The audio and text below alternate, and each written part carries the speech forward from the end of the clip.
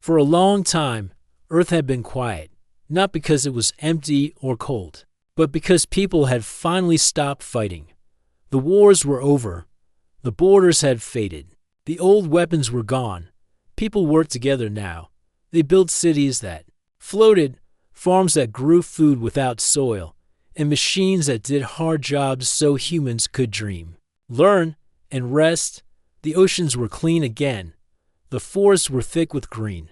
Even the deserts were blooming in places. Earth had become a place of peace, not just outside, but inside people too. Children learned about old wars the same way they learned about volcanoes or dinosaurs. Something from long ago, something that no longer belonged to their world. When Earth scientists made contact with other planets, they were surprised to find that life was everywhere. Some planets had beings with many arms, some lived underwater, some floated like air. But they all had one thing in common. They had built a council to keep the peace among the stars. It was called the Galactic Council, and Earth was invited to join. It was the biggest moment in human history since the first rocket reached the moon.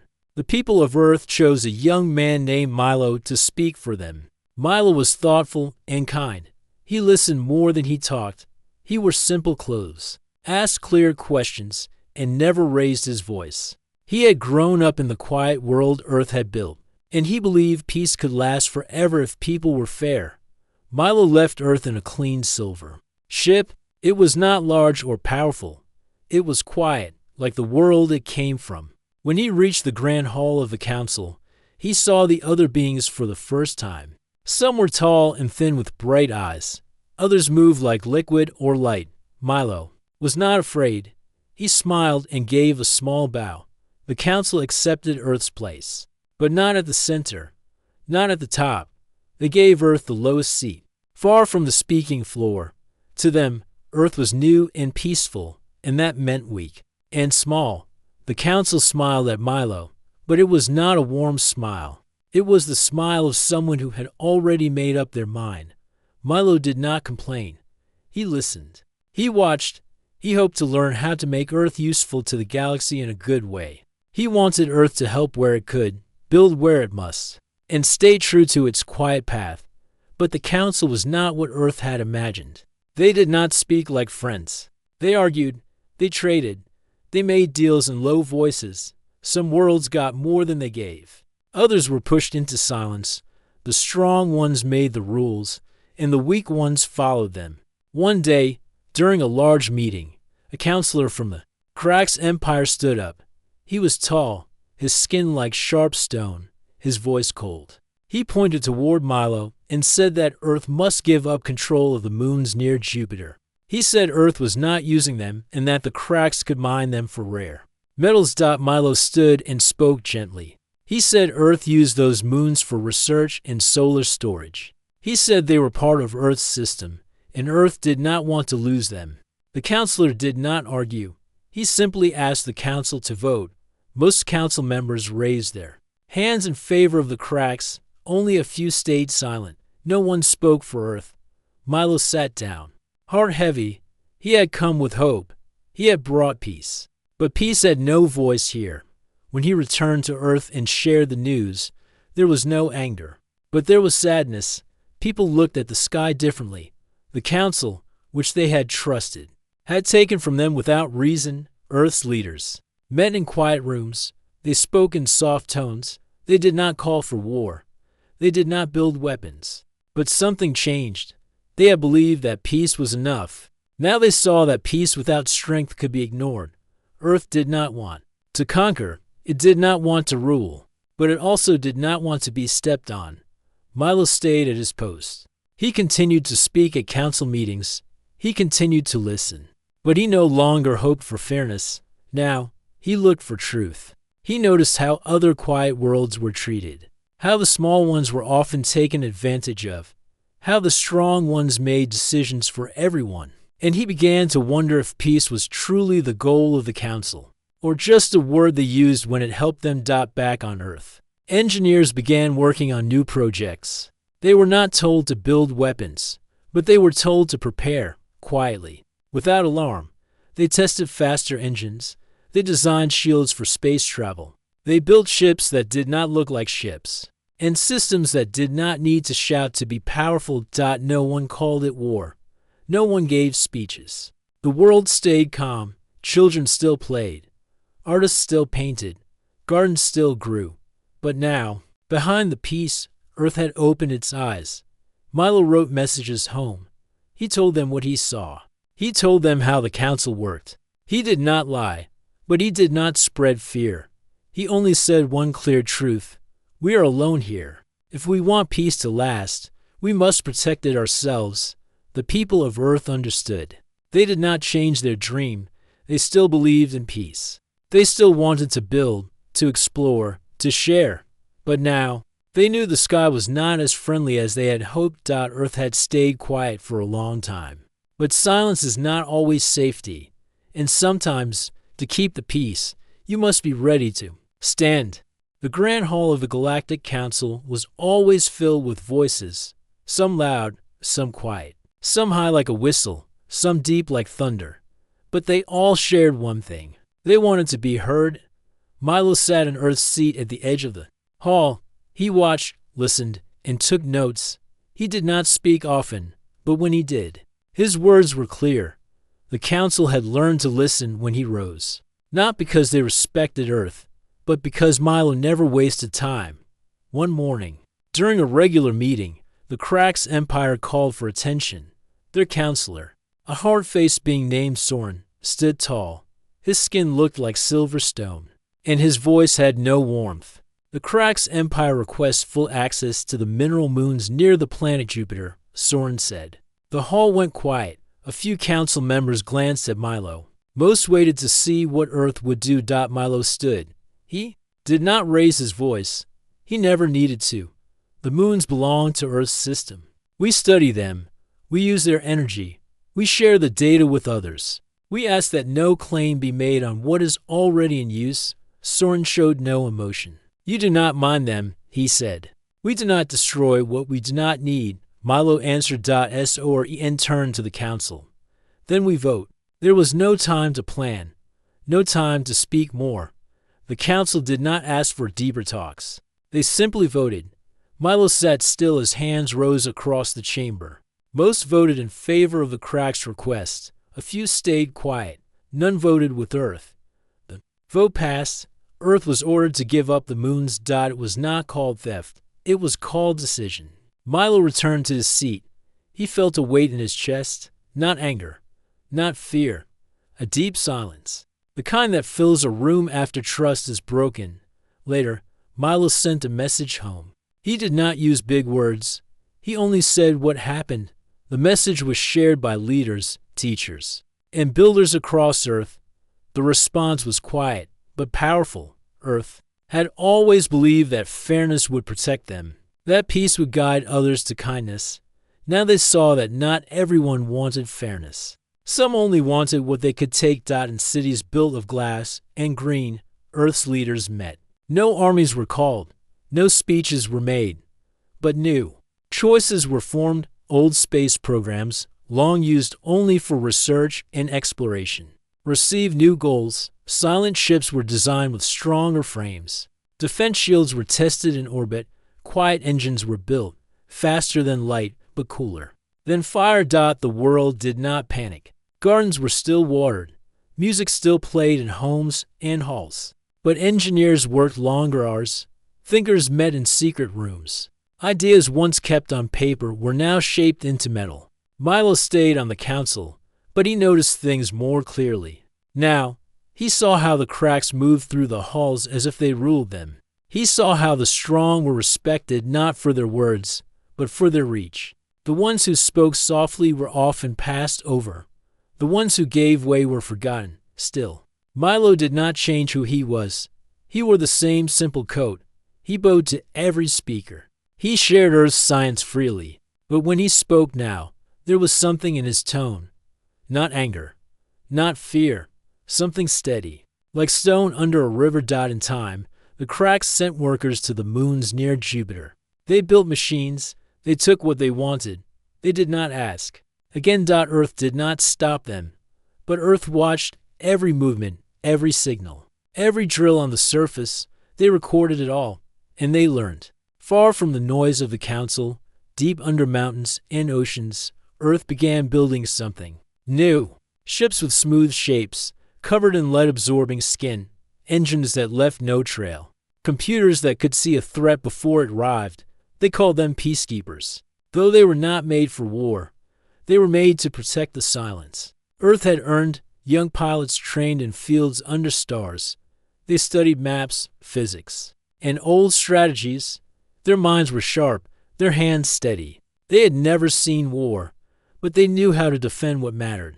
Among them was Toma, a quiet man who once painted skies with drones.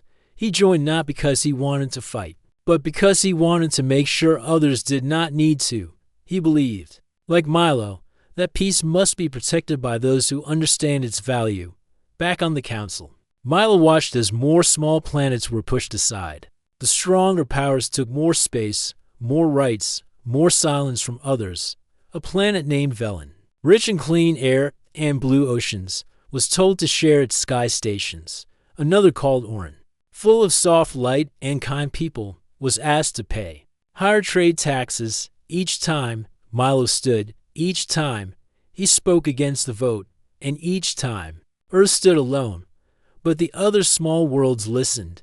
They began to send quiet messages to Milo, messages of thanks, messages of support. Some asked for advice, some asked for help. Milo answered everyone. He did not promise ships, he did not promise strength, but he promised that Earth would listen, that Earth had not given up. One night, as he stood on the balcony of the council hall, Milo looked up at the stars. Somewhere above, the moons of Jupiter were being stripped, and somewhere near them, Earth's new ships watched in silence. He did not smile, but he did not frown either. He understood something now. Peace is a garden. It must be cared for. But sometimes, when the winds are strong, the garden must be sheltered. And if someone tries to burn it, then the rain must fall. Milo did not want a storm, but he knew Earth would no longer stand in the open. The stars above Earth still looked calm, but the people below them had changed, not with fear, not with anger, but with purpose. Something inside had shifted. The loss of the moons near Jupiter was not just a political move. It was a message that peace without power meant nothing to the strong. The world did not speak of war. Children still played in parks, artists still painted, the ocean still rolled in quiet waves. But in hidden places, deep under the surface and high above in silent stations, Earth was preparing. The leaders of Earth did not want to scare their people. They did not build large armies or call for marches. Instead, they called upon thinkers, builders, and watchers. Scientists worked in quiet labs. Engineers tested new designs in space. Everything was done with care. No one wanted to return to the old days of fear and fire. In the high hills of Central Asia, inside a quiet valley, a special training base was formed. It did not look like a military camp. It looked like a school. Green roofs, stone paths, and open skies. But inside, young pilots were learning to fly ships that the galaxy had never seen before. The ships were called peacekeepers, but they could move faster than anything built by the council. Their shields could bend light, their engines made no sound, and their minds were linked to their pilots through thought and feeling. One of the best pilots was a man named Toma. He had once painted the skies using drones, sending colors across the clouds during festivals. He had quiet eyes and a careful way of speaking. He had never wanted to wear a uniform, but when he saw what happened to Earth's moons, something inside him had changed. He told his sister, who grew plants in the desert, if we do not protect the quiet, someone else will break it. Toma was not alone. Many others like him had joined. Some had come from farms, some had come from space labs, some were teachers, some were artists. None of them were born for war, but all of them were ready to stand for peace. Far above Earth, in hidden orbits, the first peacekeeper ships began to fly. They did not carry large weapons. They carried strong shields, sharp sensors, and quiet eyes. They did not go out to start fights. They went out to see, to watch, and to learn, and what they saw worried them. The Krax Empire had not stopped after taking the moons near Jupiter. They began watching Saturn's rings. They sent small survey drones to the edge of Mars. They even tried to send a mining ship to one of Earth's research outposts near Neptune. It was clear they wanted more. Earth's watchers did not stop these moves. They recorded them. They studied them, and they shared what they saw with Earth's leaders. Milo, still sitting in the Galactic Council, also received the reports. He did not speak about them at once. He waited, as he always did, for the right time. At a meeting of the council, he stood and said, "We have been told to give. We have been told to step back. Now I ask the council, what happens when we run?" Out of steps, the room was quiet for a moment. Some looked away. Some listened with tight faces. The Krax did not speak. Then Soren, the counselor from the Krax, rose. "Earth had no claim," he said. The council voted. "You lost. This is the way of things," Milo replied. "Then let this be a new way, a warning, not a threat, a request, not a demand. Earth does not wish to lose more." No one answered him. The meeting moved on. Back on Earth, the people followed the events. They trusted Milo. They trusted their builders and their thinkers. They did not ask for war, but they gave quiet support to the ones preparing to protect them. Toma, now lead pilot, was given a mission. A Krax survey ship was approaching one of the old Earth stations near Saturn. It was not a warship, but it had drones. Its path was close to a defense satellite, Thomas. Peacekeeper's ship rose from Earth's edge without a sound. It passed the moon in a breath and crossed into deep space within hours. The ship was silent, almost invisible. When he reached the Krax ship, Toma did not speak first. He did not shine lights. He simply made sure the Krax could see him. The Krax ship paused. Its drones returned. It turned away. Toma did not chase. He stayed in orbit for 2 days, then returned to Earth. He had not fired. He had not forced.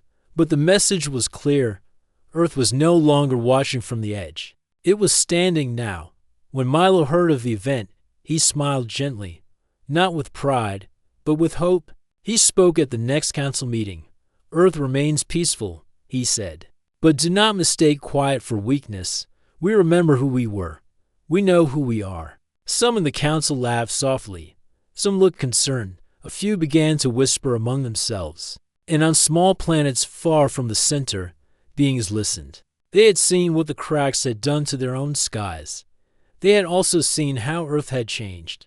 These small planets began to send messages, not for help, not for weapons, just for conversation. Earth answered them all. The change was slow, but real. The stars still shone the same. The council still held its meetings. But something in the air had shifted. Earth was no longer just the quiet planet. It was the planet that remembered, and the galaxy had begun to notice. Earth was no longer the quiet planet the galaxy had thought it was. The slow change had begun long ago, but now it was clear to all who watched. Earth was ready to stand for itself and others who wished to live in peace. Milo sat in his small room at the Galactic Council. He looked at the stars through the tall windows. He thought about the messages from other small planets. They were sending quiet signals of hope and friendship. They did not ask for weapons or armies. They only wished to talk, to share ideas, to build trust. The council ignored most of these messages. It was easier to keep control when others were silent, but Milo listened carefully. He knew the galaxy was bigger than the council chamber. He knew that strength was not only power, but also trust and unity.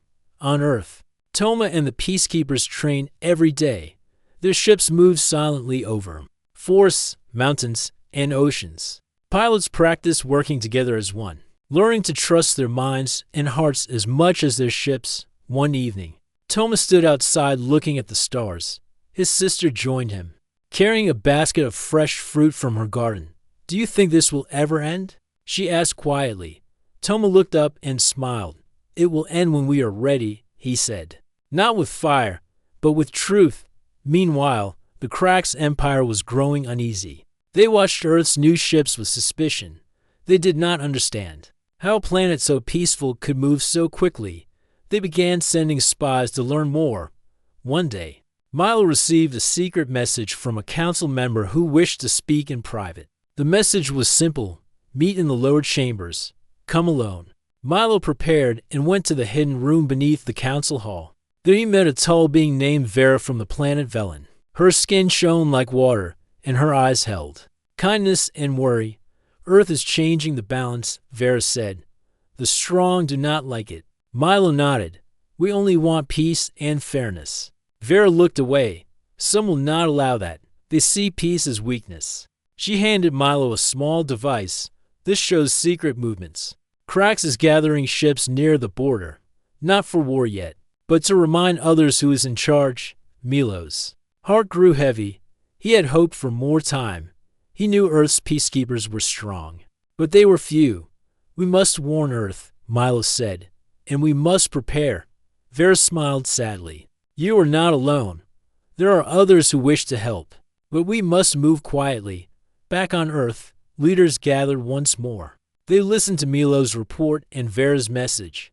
No one spoke of anger or revenge. They spoke of protection, of unity, of being ready for what might come. Toma trained harder. The peacekeepers practiced new strategies. They learned to move as one, like a single bird in flight. They studied old histories and new technologies. They remembered why they fought for peace, not to win battles, but to keep the quiet safe. One night, while Toma and his team rested on a quiet moon, their sensors picked up an unusual signal. It was faint but clear. A ship was approaching, but it was not from Earth or the Council. It moved differently, faster and smoother. Toma prepared his team. They did not know if it was friend or foe. When the ship came closer, a voice spoke. It was calm and clear. We come in peace, it said. We seek allies who value peace as much as we do. Toma smiled in open communication. The ship belonged to a group called the Lumineers. They were travelers who had left the Council long ago because they believed peace could only last if everyone helped. The Lumineers shared stories of worlds beyond the Council's reach. They told of planets where kindness ruled, where no one took more than needed, and where strength was measured by the heart. Toma and Milo both felt hope grow stronger. They knew the galaxy was bigger than the Council. They knew peace could be more than a word used to control. But the Krax Empire was watching, and it was not pleased. The arrival of the Lumineers was a turning point for Earth. They were strangers with soft voices and open hearts. They spoke of peace as a force, not just a hope. Their ships moved like shadows, their technology ancient but powerful. They had been watching the Council and the Krax for many years. They had learned what true peace required. Milo met with the Lumineer leader, a woman named Ayla. Her eyes held the calm of deep oceans. She said, the Council fears change, the Krax fears strengthen others, but peace is stronger than fear. Milo nodded. Earth has stayed peaceful for a long time, but the Council and the Krax do not see peace as strength. They see it as weakness. Ayla smiled. That is why you must build allies, not just ships or weapons, but friends. Trust is the strongest shield. Earth and the Lumineers began to share their knowledge. Scientists exchanged ideas about energy, medicine, and travel. Pilots trained together. They learned how to move quietly and quickly, how to protect without hurting. Toma found new hope in these days. He flew with Lumineer pilots who spoke in gentle tones but moved with sharp skill. They taught him how to listen to the ship's heart, how to trust the space between stars. Meanwhile, the Krax Empire grew restless. Their spies reported Earth's new friends and preparations. The Council ignored these warnings. They believed Earth was still weak. They did not see the quiet strength growing in the shadows. One night, Milo received a message from Vera, the Velen Council member. She warned, the Krax are planning a show of power. They will send a fleet near Earth's borders, not to attack yet, but to scare. Milo shared the news with Earth's leaders. They did not panic. They prepared. Peacekeepers readied their ships. Pilots ran drills in the dark silence. Scientists tested shields and engines. Everyone understood what was coming. Toma stood with his team in the command center. The stars outside their windows were calm, but inside, their hearts beat faster. They were ready to protect the quiet garden of Earth. The Cracks fleet arrived slowly. Huge ships with black hulls and red lights. They moved like giants in the night. Their presence was a warning, a shadow over the stars. Milo sent a message to the Council. Earth asks for peace. We ask the Cracks to leave our borders. The Council ignored him. Thomas' peacekeeper ships flew to meet the fleet. They did not carry weapons meant to destroy. They carried shields and sensors. They moved with grace and strength. The Cracks' fleet paused. They saw Earth's new strength. They saw the ships that moved like whispers and the pilots who did not fear. For days, the two sides watched each other in silence. No shots were fired. No words were spoken. But the message was clear. Earth was no longer a quiet world to be pushed aside. Earth was a power to be respected. Behind the scenes, Milo and Ayla worked to bring more planets into their circle. The small worlds who wished for peace began to speak up. They sent ships to join Earth and the Lumineers. They sent messages of support. A quiet alliance was born in the darkness of space. One day, a message came from the Cracks. It was simple: leave or face consequences. Milo read the words and thought about the path ahead. Earth did not want war. It wanted peace. But peace could not live where fear ruled. Toma looked at the stars and thought about his sister's words. It will end when we are ready. Now, Earth was ready. The stars watched silently as tension grew. Earth had made friends. Earth had made plans. But the Cracks Empire was not ready to give up power. They sent their message clearly. Leave or face consequences. Milo sat quietly in the council hall. The voices around him were loud with debate. Some urged peace, others called for action. Milo listened. He thought about the quiet planet he loved, the forests, the oceans, the people who wished only to live without fear. He stood and spoke. We did not come here for war. We came here to protect peace. But peace is not weakness. It is strength. We must stand together or fall alone on Earth. Toma and the peacekeepers were ready. Their ships rested in silent hangars, engines cool, but eager.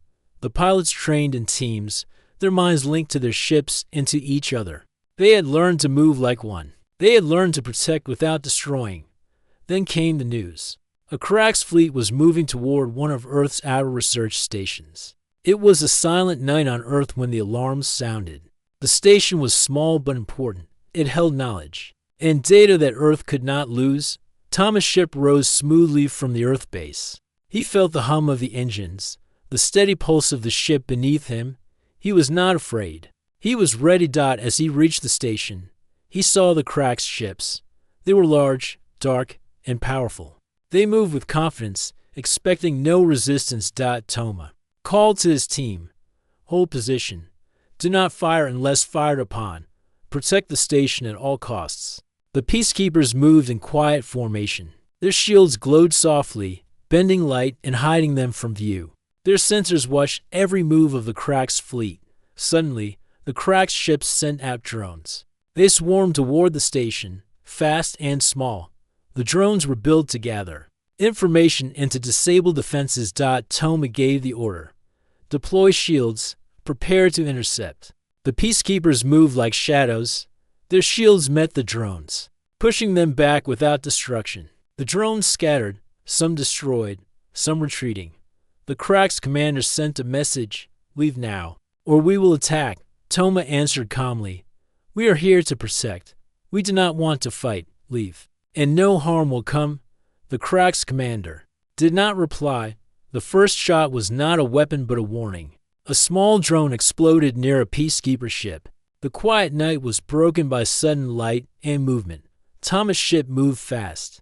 He blocked the next attack with a shield, then gently disabled the drone with an electromagnetic pulse. No lives were lost. But the message was clear. The Cracks were willing to fight, back on Earth. The news spread quickly. People did not panic. They did not shout for revenge. They prepared quietly. Families gathered, leaders met, and pilots trained harder. Milo sent a message to the council. This attack is a breaking point. We ask the council to call for peace talks. let us meet with cracks and find a way without war. The council was divided. Some wished to agree. Some wished to ignore. The cracks refused talks. They wanted Earth to give up more. The galaxy watched as the calm before the storm grew smaller. Small planets sent their support to Earth. The Lumineers stood ready with their silent ships. The new alliance was forming, strong and steady. Toma flew back to Earth. As he landed, he looked up at the sky. The stars seemed sharper, closer. He thought about the quiet nights before. They were gone now. A new time had begun. He met Milo and the leaders. They spoke of the future, not with fear, but with hope. They knew the road ahead would be hard, but they also knew that Earth was not alone. Peace was no longer just a dream. It was a promise. And Earth was ready to keep that promise. The night sky above Earth was clear and full of stars. The people on the ground looked up and wondered what the future held. The quiet planet was no longer alone. The alliance of small worlds, the Lumineers and Earth's own peacekeepers had joined together for a purpose. Toma stood on the bridge of his ship. His team was ready. They had trained long and hard. Every move, every thought was connected like a single living thing. They did not want war, but they would protect their home. Milo watched from Earth's command center. He felt the weight of the moment. The council still spoke in whispers and threats, but Earth had spoken clearly. They would not give up their peace. The Cracks fleet had moved closer. It was larger than before, with many ships shining like dark stars. They sent a message, last chance to leave your claims. Milo answered firmly, Earth will stand. We seek peace, but we will protect our home. Toma's ship and the peacekeepers moved out to meet the fleet. Their ships were smaller but faster.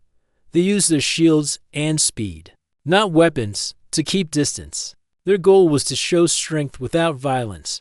The Cracks sent drones again, but this time Earth's allies were waiting. The Lumineer ships moved through space like waves, intercepting drones and sending signals to confuse the enemy.